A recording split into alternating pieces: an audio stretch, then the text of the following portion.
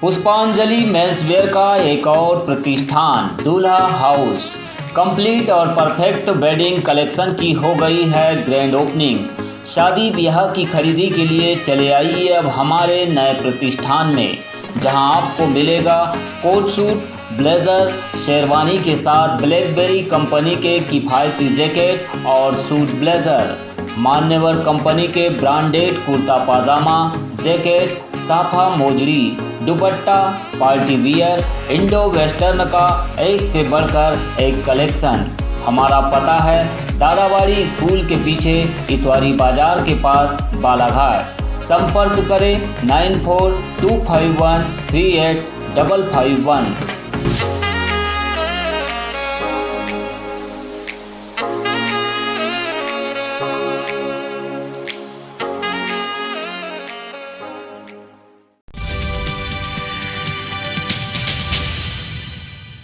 Balaghat police को नक्सलियों को हाईटेक हथियार, विस्फोटक सहित अन्य वस्तुओं की सप्लाई करने वाले मामले में एक और सफलता हाथ लगी है।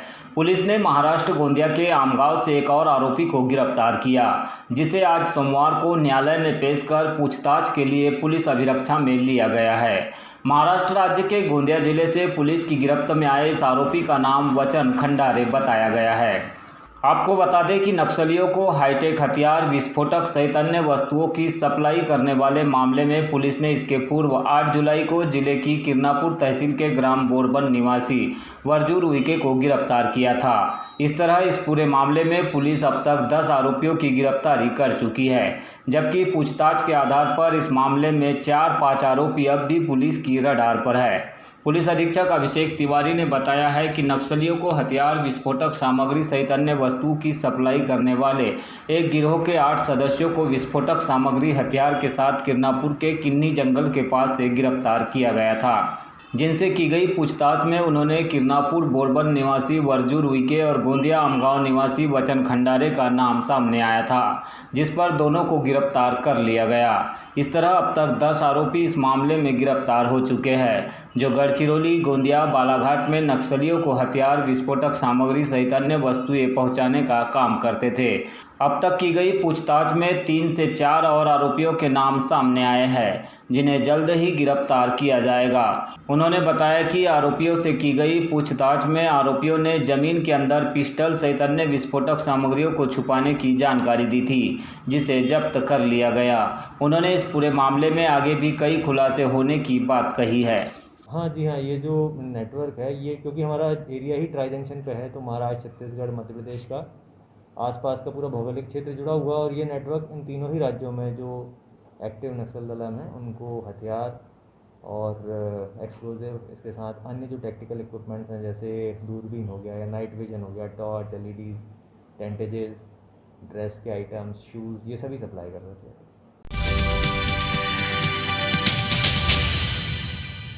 इंडियन मेडिकल एसोसिएशन यानी कि आईएमए ने कोरोना पर चेतावनी दी है। आईएमए ने कहा है कि तीसरी लहर नज़दीक है और ऐसे में टूरिज्म और धार्मिक यात्राएं कुछ और महीने इंतजार कर सकते हैं। ये चेतावनी तब आई है जब देश के कई हिस्सों को अनलॉक किया गया है और टूरिस्ट स्पॉट में लोगों की भीड़ जमा होनी शुरू हो गई है। मौजूदा हालात में भी देश में जिस तरह से लोग खुशी जाहिर कर रहे हैं, आईएमए ने इस बात पर भी गहरा दुख जाहिर किया है। आईएमए ने चेतावनी भरे लहजे में कहा है कि भारत अभी भयावह दूसरी लहर से बाहर आया है और इसके पीछे स्वास्थ्य महकमे की कोशिशें है। आईएमए ने जगह जगह भीड़ को देखते हुए सोमवार को एक प्रेस रिलीज जारी की है। आईएमए ने कहा है कि इतिहास में जितनी भी महामारियां आई है उन्हें देखा जाए तो ये साफ है कि तीसरी लहर को टाला नहीं जा सकता है। ये बेहद करीब है। देखकर बहुत दुख हो रहा है कि देश के कई हिस्सों में जनता और सरकार दोनों ही लापरवाह है। सभी बिना कोविड प्रोटोकॉल का पालन किए भीड़ इकट्ठा करने में जुटे हुए हैं।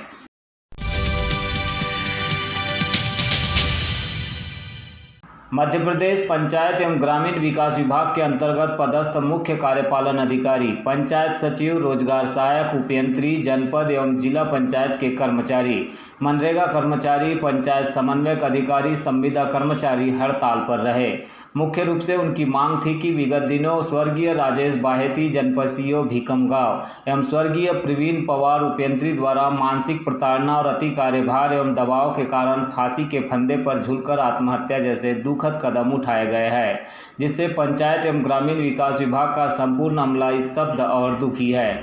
संयुक्त मोर्चे द्वारा मांग की गई है कि आत्महत्या करने वाले सीईओ एवं उपयंत्री के परिवारों को शासन की ओर से 50-50 लाख रुपए की सहायता प्रदान की जाए व खरगोन व धार के पीड़ितकर्ता अधिकारियों जनप्रतिनिधियों के विरुद्ध आत्महत्या के लिए प्रेरित करने का मुकदमा दर्ज किया जाए। प्रांतीय संयुक्त मोर्चे के आह्वान पर विकासखंड बैहर में पदस्थ पंचायत एवं ग्रामीण विकास विभाग के समस्त अधिकारी कर्मचारियों द्वारा प्रदेश के मुख्यमंत्री, पंचायत एवं ग्रामीण विकास मंत्री के नाम एक ज्ञापन सौंपा गया। मांग ये है कि अभी जो हमारे साथ पंचायत विभाग में जो सीओ साहब आत्महत्या किए और इंजीनियर साहब जो संविदा कर्मी हैं, यानी परेशानियों के कारण बोझ अनावश्यक प्रकार से परेशानियां किया जा रहा है, जिसके कारण बोझ हमारे विभाग में सहना पड़ रहा है। इसके कारण एक दिवसीय धरना का आयोजन किया गया। धरना कहाँ पे करा? ये जिला स्तर पे भी है और जनपद स्तर पे भी रखा गया है। तो अभी आप लोग जनपद के सामने हैं क्या? नहीं, जनपद से नहीं, एसडी अनुभागीय अधिकारी राजस्व बैहर को ज्ञापन देने के लिए पहुंची हुई है यहाँ पे। इसके बाद बालाघाट में भी ज्ञापन कलेक्टर साहब को भी दिया जाएगा। मुख्यमंत्री बंधक श्रम प्रथा को रोकने के लिए जन जागरूकता अभियान चलाए, यह निर्देश कलेक्टर दीपक आर्य ने समस्त अनुविभाग स्तरीय सतर्कता समिति को दिए हैं। इसी के परिपालन में अनुविभागीय अधिकारी राजस्व बैहर के दफ्तर में सतर्कता समिति की बैठक संपन्न हुई। इस बैठक में समिति के पदाधिकारी और सदस्यों को निर्देशित किया गया है कि वे सप्ताह में एक बार संस्थानों का निरीक्षण कर बंधक श्रम प्रथा को रोकने की कार्यवाही सुनिश्चित करें और इस प्रकार की कार्यवाही प्रति सप्ताह की जाए। बैठक में समिति के अध्यक्ष एसडीएम गुरुप्रसाद, मनसाराम मड़ावी सदस्य ग्राम परसाटोला, श्रीमती रामवती बाई उइके सदस्य खुरसूर, रजनी धुर्वे सदस्य परसामऊ, अशोक हेगारे सदस्य लोरा, यशवंत सरनागर सदस्य उखवा और एनएस राजपूत सदस्य मोहबट्टा बैहर मौजूद रहे। वो किसानों को प्रोत्साहित करती है कि वो जैविक खाद उपयोग करें और ऐसे किसानों से जो धान होता है उसके चावल भी हम बिकवाते हैं ताकि किसान को प्रोत्साहन मिले कि उसका जो अनाज है वो जो बिक जाएगा। वो सब करवाते हैं साहब, लेकिन वो पैसे तुरंत जमा कराते हैं। हाँ, वही बात। वो मैं इसीलिए कह रहा हूं, आपको समझाऊं। अच्छा, बिल्कुल, मैं छोटे किसान की बात कर रहा हूँ।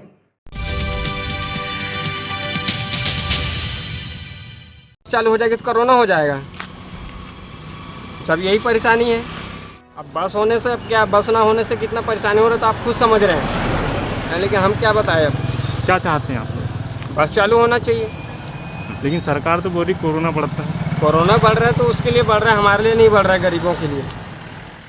राजनीतिक कार्यक्रम हो सकते हैं, सामाजिक सम्मेलन हो सकते हैं, शादियां भी हो सकती है और बाजारों में लोगों की भीड़ बढ़ सकती है, लेकिन अंतर्राज्यीय सीमाओं पर बसों का संचालन नहीं हो सकता क्योंकि इससे कोरोना फैलता है।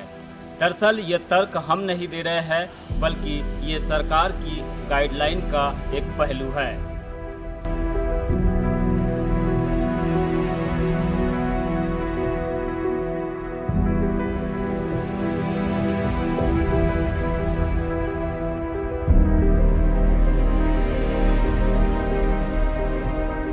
मध्य प्रदेश में कोरोना की दूसरी लहर कमजोर पड़ने के बाद राज्य सरकार ने जरूर यात्री प्रतिबंधों को हटा दिया है, लेकिन इंटर स्टेट परिवहन की समस्या अब भी बरकरार है।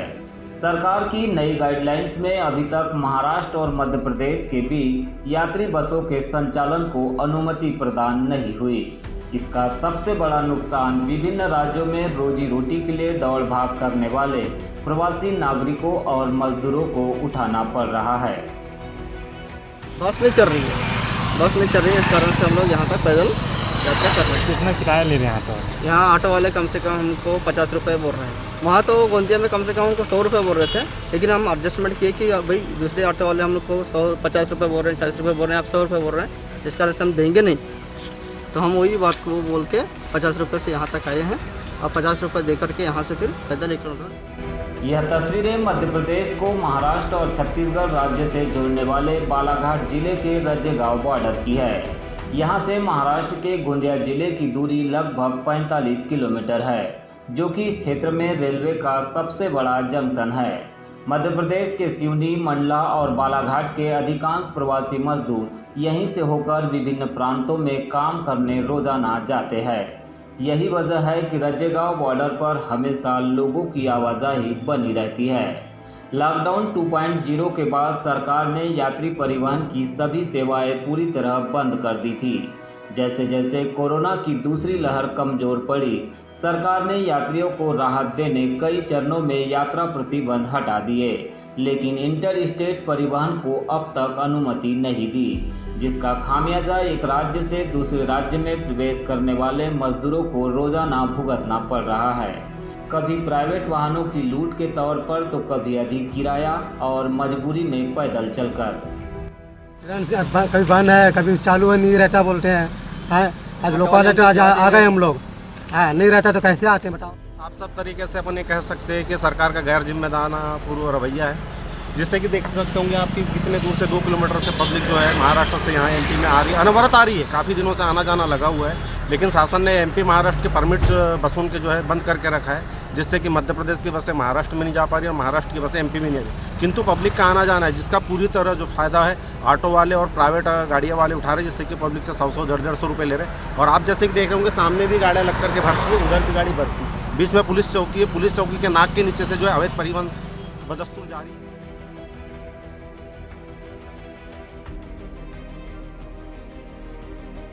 कोरोना संक्रमण को लेकर 2 राज्यों के बीच बंद किए गए यात्री परिवहन को अब तक अनुमति नहीं मिलना बस संचालकों के लिए भी नुकसानदायक कारोबार है।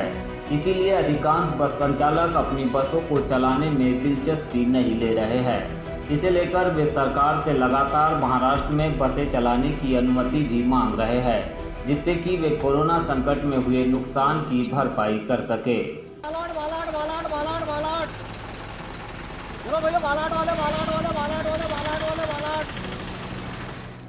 बसों जाने के लिए तकलीफ हो रही, बाकी पब्लिक है ना, ऑटो को रोकने की कोई ये नहीं है। यहाँ से आना जाना चालू है, कोई परेशानी नहीं है। सरकार की इस नीति पर क्या कहेंगे? सरकार इसी वजह से ही मैंने नाकाम रही है बस, और कोई ये तकलीफ नहीं। कोरोना काल में अब आगे बस का संचालन पूरे मध्य प्रदेश में कर पाना संभव नहीं है। दूसरा, इंटर स्टेट जो बसें चल रही है, जहाँ पे 19 मार्च से बसों का संचालन बंद है 2021 से, तो वहाँ पे हमारे परमिट लिए हुए हैं, वहाँ हमारा टैक्स जमा है, तो टैक्स पे रिबेट मिले, छूट करे, माफ़ होना चाहिए वो टैक्स हमारा। और अन्य स्टेट में जैसे परिवहन चालू हो गया, सरकार को यदि लगता है कि महाराष्ट्र में परिवहन प्रारंभ हो तो हम उसका समर्थन करेंगे, क्योंकि कोरोना में ट्रेनें चालू हो रही है, ऑटो से मेरे कुछ बैरियर पे ऑटो से अवैध परिवहन भरपूर हो रहा है। तो जैसे हमारा लगा हुआ नागपुर है, गोंदिया है, आमगांव है, यहाँ बसों का संचालन होना चाहिए।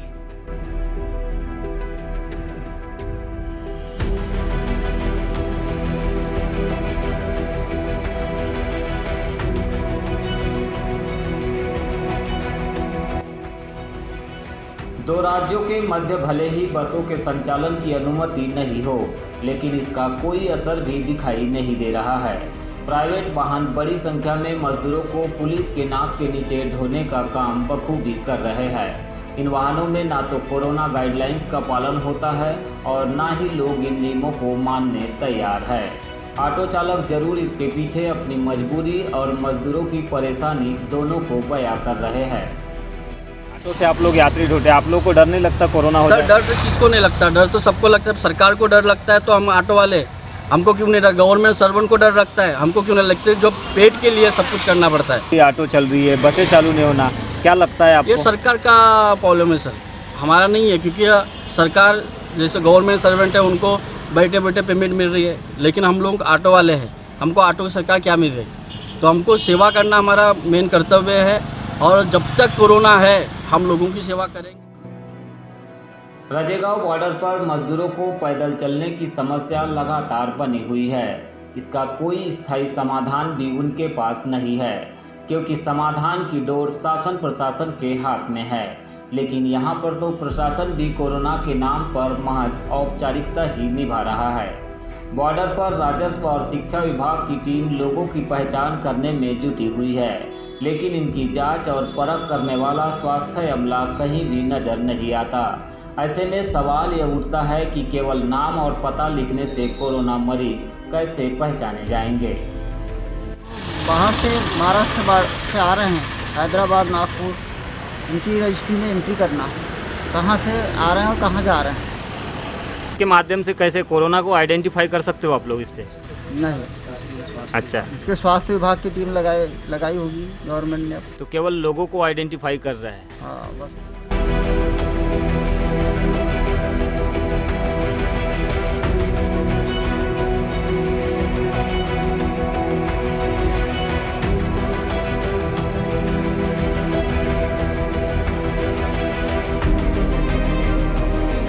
अंतर्राज्यीय सीमाओं पर बसों का संचालन नहीं होने से भले ही सरकार को कोई फर्क नहीं पड़ता हो, लेकिन आम जनता जरूर परेशान है, क्योंकि उन्हें महंगाई के इस दौर में अधिक किराया चुकाकर बॉर्डर क्रॉस करना है, साथ में पैदल भी चलना है। लेकिन ये परेशानी केवल आम जनता और यात्री ही समझ सकते हैं, सरकार नहीं।